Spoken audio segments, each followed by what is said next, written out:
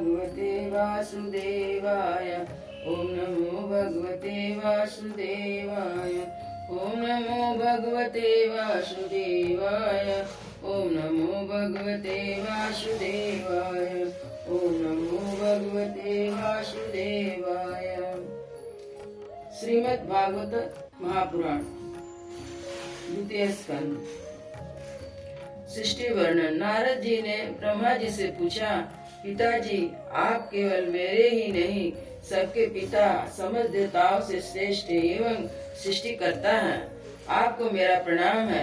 आप मुझे वह ज्ञान दीजिए जिससे आत्म तत्व का साक्षात्कार हो जाता है। पिताजी, इस संसार का क्या लक्षण है? इसका क्या आधार है? इसका निर्माण किसने किया? इसका प्रलय किससे में होता है? यह किसके अधीन है? और वास्तव में यह है क्या वस्तु? आप इसका तत्व बतलाइए। आप तो यह सब कुछ जानते हैं, क्योंकि जो कुछ हुआ और हो रहा है होगा, उसके स्वामी आप ही हैं। यह सारा संसार हथेली पर रखे हुए आंवले के समान आपकी ज्ञान दृष्टि के अंतर्गत ही है। पिताजी, आपको यह ज्ञान कहाँ से मिला? आप किसके आधार पर ठहरे हुए हैं? आपका स्वामी कौन है और आपका स्वरूप क्या है? आप अकेले ही अपनी माया से पंचभूतों के द्वारा प्राणियों की सृष्टि कर लेते हैं। कितना अद्भुत है!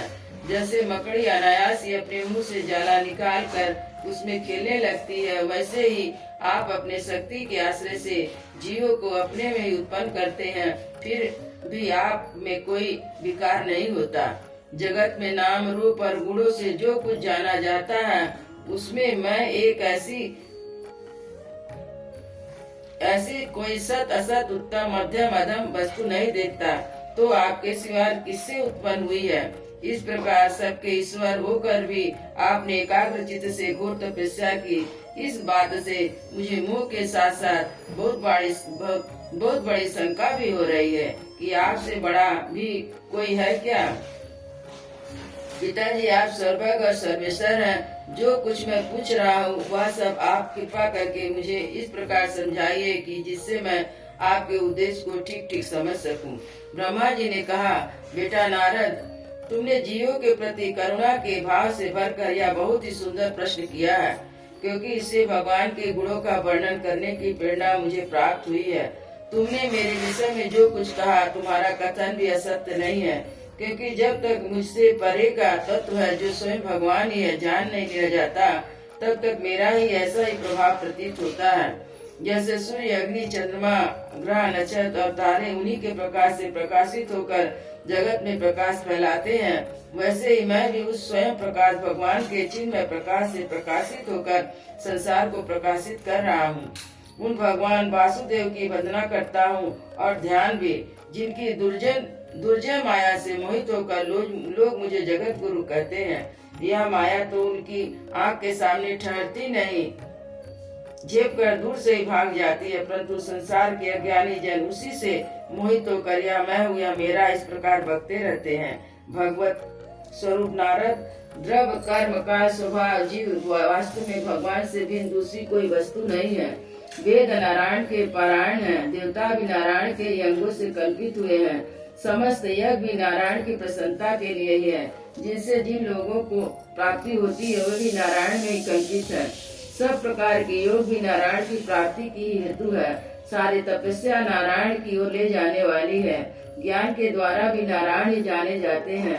समस्त साध और साधनों का पर्यावसान भगवान नारायण में ही है। वे दृष्टा होने पर भी ईश्वर है, स्वामी है, निर्विकार होने पर भी सर्व स्वरूप है। उन्होंने ही मुझे बनाया। उनकी सृष्टि से ही प्रेरित होकर मैं उनके इच्छा अनुसार सृष्टि रचना करता हूँ। भगवान माया के गुणों से रहित एवं अनंत है। सृष्टि, स्थिति और प्रलय के लिए रजोगुण, सतोगुण और तमोगुण, ये तीनों गुण माया के द्वारा उनमें स्वीकार किए गए हैं। ये तीनों गुण द्रव्य, ज्ञान और क्रिया का आश्रय लेकर मायातीत नित्य मुक्त पुरुष को ही माया में स्थित होने पर कार्य, कारण और कर्तापन के अभिमान से बांध देते हैं। नारद, इंद्रियातीता भगवान गुणों के इन तीनों आवरणों से अपने स्वरूप को भली भांति ढक लेते हैं, इसलिए लोग उन्हें नहीं जान पाते। सारे संसार के और मेरे में भी एकमात्र स्वामी वही है। मायापति भगवान ने एक से बहुत होने की इच्छा होने पर अपनी माया से अपने स्वरूप में स्वयं प्राप्त काल, कर्म और स्वभाव को स्वीकार कर लिया। भगवान की शक्ति से ही काल ने तीनों गुणों में क्षोभ उत्पन्न कर दिया, स्वभाव ने इन्हें रूपांतरित कर दिया और कर्म ने महत तत्व को जन्म दिया। रजोगुण और सतोगुण की वृद्धि होने पर महत तत्व का जो विकार हुआ उससे ज्ञान क्रिया, द्रव्य क्रिया, तम प्रधान विकार हुआ, अहंकार कहलाया और विकार को प्राप्त होकर 3 प्रकार का हो गया। उसके भेद है वैकारिक, तेजस और तामस। नारद जी क्रमशः ज्ञान शक्ति, क्रिया शक्ति और द्रव्य शक्ति प्रधान है। जब पंच महाभूतों के कारण रूप तामस अंधकार में विकार हुआ तब उसमें आकाश की उत्पत्ति हुई। आकाश की तन मात्रा और गुण शब्द है। इन सब के द्वारा ही दृष्टा और दृश्य का बोध होता है। जब आकाश में विकार हुआ तब उनकी वायु की उत्पत्ति हुई, उसका गुण स्पर्श है। अपने कारण का गुण आ जाने से असत वाला भी है। इंद्रियों में स्फूर्ति, शरीर में जीवन शक्ति, ओज और बल इसी के रूप में है। काल, कर्म और स्वभाव से वायु में भी विकार हुआ, उससे तेज की उत्पत्ति हुई। इसका प्रधान गुण रूप है। साथ ही इसके कारण आकाश और वायु के गुण शब्द और स्पर्श भी इसमें ही है। तेज के विकार से जल की उत्पत्ति हुई, इसका गुण है रस। कारण तत्व के गुण शब्द, स्पर्श और रूप इससे ही है। जल के विकार से पृथ्वी की उत्पत्ति हुई, इसका गुण है गंध। कारण के गुण कार्य में आते हैं। इन न्याय शब्द, स्पर्श, रूप और रस ये चारों गुण इसमें विद्यमान है। वैकारिक अहंकार से मन की और इंद्रियों के 10 अधिष्ठाती देवताओं की भी उत्पत्ति हुई, जिनके नाम है दिशा, वायु, सूर्य, वरुण, अश्विनी कुमार, अग्नि, इंद्र, विष्णु, मित्र और प्रजापति। तेजस अहंकार से विकार से श्रोत्र, त्वचा, नेत्र, जिह्वा और घ्राण 5 ज्ञान इंद्रिया, वाक, हस्त, पाद, गुदा, जनेन्द्रिया 5 कर्म इंद्रिया उत्पन्न हुई। साथ ही ज्ञान शक्ति रूप बुद्धि और क्रिया शक्ति रूप प्राण भी तेजस अहंकार से उत्पन्न हुए। श्रेष्ठ ब्रह्म भी जिस समय ये पंचभूत, इंद्रिया, मन और सत आदि तीनों गुण परस्पर संगठित नहीं थे तब अपने रहने के लिए भोगों के साधन रूप शरीर की रचना नहीं कर सके। जब इन्होंने अपनी शक्ति को प्रेरित किया तब ये तत्व परस्पर एक दूसरे के साथ मिल गए और उन्होंने आपस में कार्य कारण भाव स्वीकार करके वैश्विक समष्टि रूप पिंड और ब्रह्मांड दोनों की रचना की। यह ब्रह्मांड रूप अंडा 1 सहस्त्र वर्ष तक निर्जीव रूप से जल में पड़ा रहा। फिर काल, कर्म, स्वभाव को स्वीकार करने वाले भगवान ने उसे जीवित कर दिया। उस अंडे को फोड़कर उसमें वही विराट पुरुष निकला, जिसकी जंघा, चरण, भुजाएं, नेत्र, मुख और सिर सहस्त्रों की संख्या में है। विद्वान पुरुष उपासना के लिए उसी अंगों में समस्त लोक और उनमें रहने वाले वस्तुओं की कल्पना करते हैं। उसकी कमर के नीचे के अंगों में 7 पाताल की और उनके पेड़ों से ऊपर तक के अंगों में 7 स्वर्गलोक की कल्पना की जाती है। ब्राह्मण इस विराट पुरुष का मुख है, भुजाएं छत्री है, जांघें वैश्य है, पैर से शुद्ध उत्पन्न हुए हैं।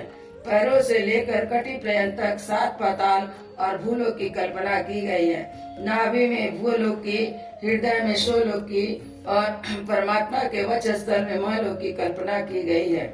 उनके गले में जनलोक और दोनों स्तनों में तपोलोक और मस्तक में ब्रह्मा का नित्य निवास सत्यलोक है। उस विराट पुरुष की कमर में अतल, जांघों में वितल, घुटनों में पवित्र सुतल लोक और जंघों में तथा तलातल की कल्पना की गई है। एड़ी के ऊपर की गांठ में महातल, पंजे और एड़ियों में रसातल, तालुओं में पाताल समझना चाहिए। इस प्रकार विराट पुरुष सर्वलोकमय है। विराट भगवान के अंगों में इस प्रकार भी लोकों की रचना कल्पना की जाती है और उनके चरणों में पृथ्वी है, नाभि में भूलोक है, सिर में स्वलोक है। अयोध्या श्री राम लला की जय, वृंदावन बिहारी लाल की जय, सद्गुरु महाराज की जय।